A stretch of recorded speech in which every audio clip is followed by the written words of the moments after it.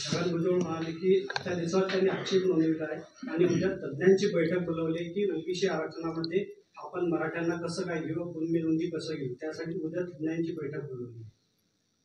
छगन भुजबळ साहेब समता परिषदच्या माध्यमातून ओबीसीचा लढा आज नाही 30 वर्षापासून मी पाहता आणि त्यांनी जे काही आजपर्यंत भूमिका त्यांची पूर्वीची, आजची किंवा उद्याची, ते समता परिषदच्या माध्यमातून त्यांनी जेव्हा जेव्हा बोलले, राष्ट्रवादी पक्ष म्हणून कधी बोलले नाही। ते समता परिषद म्हणून ते सभा घेतात किंवा जे काही त्यांची भूमिका मांडतात, हा एक पार्ट आहे।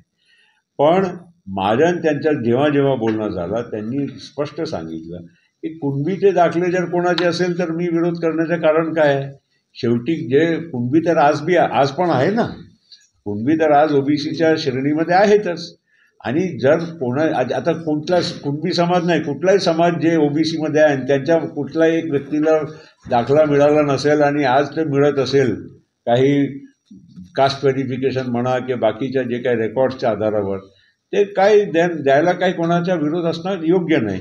पण हे खरं आहे की बाकीच्या गोष्टी जे काही आहे, अधिक काही सवलती बाकीच्याही जे म्हणजे आता त्यामध्ये समजा थोडे लोक वाढले, मी काही जास्त झाले असं नाही म्हणत, वाढले थोडेफार, तर ते ॲडजस्ट करायच्या सरकारने त्या मनस्थिती दाखवलेली आहे की आम्ही ओबीसीच्या बरोबरीच बाकीच्या काही जे सवलती आहे आम्ही ॲडिशनली देऊ शकतो असं बोलले ना। आज जे काही मी ऐकलं, कारण मी तिथे नव्हतो, मी टी व्हीवरच ऐकत होतो की एकनाथ शिंदे साहेब तिथे भाषण करत होते, मनोज जरांगे जे काय बोलत होते, त्या आधारावर मी सांगतो।